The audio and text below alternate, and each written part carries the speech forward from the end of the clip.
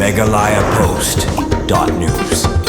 Haba jawab ya kajengkali kinong thok khobor manta ka janmit hanong ba shilong kibalakali halor karai jong ka Voice of the People's Party VPP bantur secretariat lasai kan riu tarif nailar u Conrad Sangma menteri rang ba ka sarkar jilla ulong ba ka sarkar ka kloi ban ekran bat kanu kanu ka kunhun ka basngokya ki bawanra ai kinu kimat ki bakta yu paidbah ha ka jilla ni kloi ban ekran ka jingkhang jong ka sarkar ka pri bank ni chukadau balatadon kinu kimat ki bakta ai ka bha ka met upaidbah ngilong ki bakloi ban ekran ya kanu kaman shushu u Conrad ulong ru bahaka sensar paidbah ka bakham kong san kalong baladadon kinu kimat badan kam ban ekran kum kinong mi kimat balajit de ki paidbah dei ban ekran ne yata Ïing Dorbar Thawaiñ bat kham tam e baka Dorbar Sunrai jong ka Meghalaya Legislative Assembly ru kan salong no u Conrad ulong ru namar kata ladadon kinu jing sngokya kum ka sarkar ngim jukhang ye ki jingkhang yanu ru na ka banta ban ekran kum ta ladadon kam ban ekran ngilong ki bakloi bet ban ekran ye kanu kamat ka badan kam na ka banta ki paidbah kata kalong kanong rem jongi.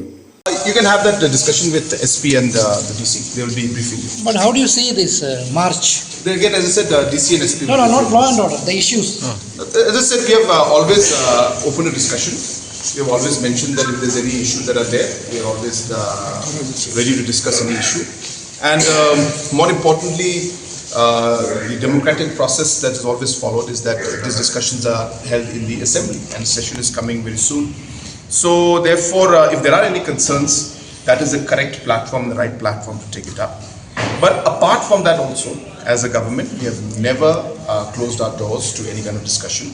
So therefore, if there's any discussion, we are always open to discuss any matter of public importance. MeghalayaPost.news.